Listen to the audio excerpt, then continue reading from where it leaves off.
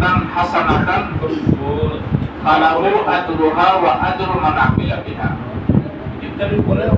যে ব্যক্তি কোনো ভালো কাজের সূচনা করলো, যে ব্যক্তি কোনো ভালো কাজের সূচনা করলো, সে ওই ভালো কাজের সওয়াব পাবে। সুবহানাল্লাহ। শুধু তার আমলের সওয়াব পাবে নয়, ওয়া আজরু মান আমিলা বিহা, পরবর্তী জেনারেশন, পরবর্তীতে যারাই ওই ভালো কাজ করার সুযোগ পাবে তাদের আমলনামায় যে সওয়াব হবে তার একটা অংশ যে ব্যক্তি শুরু করলো তার আমলনামায় আসবে। ওমান সান্না সুন্নাতান সাইয়্যাতান ফাআলাইহি বিজরুহা ওয়া বিজরু মান আমিলা বিহা, আও কামা ক্বালা আলাইহি সাল্লাতু ওয়াসসালাম। আর যদি কোনো ব্যক্তি খারাপ কোনো কিছুর সূচনা করলো, যেমন বন্ধু বান্ধব মিলা যাত্রা পালা শুরু করলো, গান বাদ্য শুরু করলো, গানের আসর শুরু করলো, মদশালা শুরু করলো, অশ্লীলতা শুরু করলো, রাসূল বলেন এই যে অশ্লীলতা করলে যে গুনাহ তার আমলনামায় আসবে, শুধু তাই নয়, কিয়ামত পর্যন্ত এই যে একটা খারাপ কাজ শুরু করে গেল, কিয়ামত পর্যন্ত যত মানুষ এই খারাপ কাজটা করবে, যত মানুষ খারাপ কাজে শরীক থাকবে, তাদের আমলনামা থেকে গুনাহ এই ব্যক্তির আমলনামায় আসবে। নাউযুবিল্লাহ। সুতরাং আমরা ভালো কাজের শুরুতে থাকবো ইনশাআল্লাহ। এখানে মসজিদ শুরু হচ্ছে, এই যে যারা শুরু করলেন আপনারা কি চিরজীবন এখানে থাকবেন মনে করেন? কিয়ামত পর্যন্ত থাকবেন মনে করেন? মানুষের হায়াতের কোনো গ্যারান্টি নাই। এখন আসছি, একটু পরে এখান থেকে ইফতার করে বাড়িতে যেতে পারবো কিনা গ্যারান্টি নেই।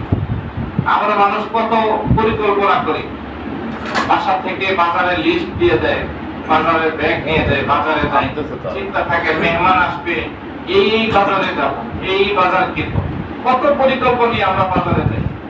কিন্তু দেখা গেছে রাস্তা পার হইতেছি, পার হওয়ার মুহূর্তে উল্টা দিক থেকে একটা গাড়ি এসে আমাকে নিঃশেষ করে দেয়। এরকম আছে কিনা? সব পরিকল্পনা শেষ। যাই হোক, হায়াত সীমিত, একদম সীমিত। এই জন্য ভালো কাজের সূচনা করা, ভালো কাজের শুরুতে থাকা, তাহলে লাভ হবে কি? ভালো কাজ কিয়ামত পর্যন্ত যতদিন থাকবে আমার আমলনামায় ডেস্টিনির মতো। ডেস্টিনি সিস্টেমটা ছিল কি? আমি সদস্য বানাইলাম, যে সদস্য যদি আরো সদস্য বানায় এদের থেকে পার্সেন্টেজ আমার কাছে আসতো, তাই না? এরকমই তো ছিল আমার জানা। ভালো কাজের সূচনা থাকার ওইরকম ডেস্টিনির মতো এরা ভালো কাজ করে যে সওয়াব পাবে, শুরুতে থাকলে আমার আমলনামায় ওই সওয়াবটা। এই জন্য যেখানেই ভালো কাজের শুরু হবে আমরা সমর্থন দিব। কি দিব? সমর্থন দেব। কেউ যেন এইটা না করি যে কি দরকার, মসজিদের কি দরকার। তাহলে যারা এরকম মন্তব্য করবে মনে করতে হবে তার কপাল পোড়া। ঠিক কিনা? আছে অনেক মানুষ আছে, আজান হবে ভেটো দেয় না, এই আওয়াজ এটা ভালো লাগে না, এরকম মানুষ সমাজ আছে কিনা? এই জন্য ভালো কাজ শুরু হচ্ছে, আলহামদুলিল্লাহ। আল্লাহ তাআলা যেন এটাকে কবুল করেন। আমিন। ছোট্ট আরেকটা বিষয়, হাদিস, মসজিদ সম্পর্কে একটা হাদিস বলি আপনাদেরকে। রাসূল করিম সাল্লাল্লাহু আলাইহি ওয়াসাল্লাম ইরশাদ করেন, যখন কিয়ামত হয়ে যাবে, সব কিছু ধ্বংস হয়ে যাবে, শেষ হয়ে যাবে, কিছু ঘর সারা বিশ্বে কিছু কিছু ঘর দাঁড়ায় থাকে। আল্লাহ তাআলা ওই সময় ঘরের জবান করে দিবেন, বলবেন আমি সব কিছু ধ্বংস করে দিলাম, ধ্বংস হইতে বললাম, তোরা এখনো দাঁড়িয়ে আছিস কেন? তখন ওর থেকে আওয়াজ আসবে, আল্লাহ আমরা দুনিয়ার বুকে মসজিদ ছিলাম, আমার এখানে নামাজ আদায় করা হতো, তোমার কুদরতি পায়ে সেজদা দেওয়া হতো, আমরা ধ্বংস হব না। সুবহানাল্লাহ, আমরা ধ্বংস হব না। আল্লাহ বলবেন তোরা কি চাস? তখন ওই ঘরের থেকে আওয়াজ আসবে, আল্লাহ আমরা ওই যে তুমি যে জান্নাত বানাইছো, জান্নাতের অংশ হয়ে গেছে। আল্লাহ তাআলা বলেন সমস্ত মসজিদকে যা তোদেরকে জান্নাতের অংশ বানায়। সুবহানাল্লাহ।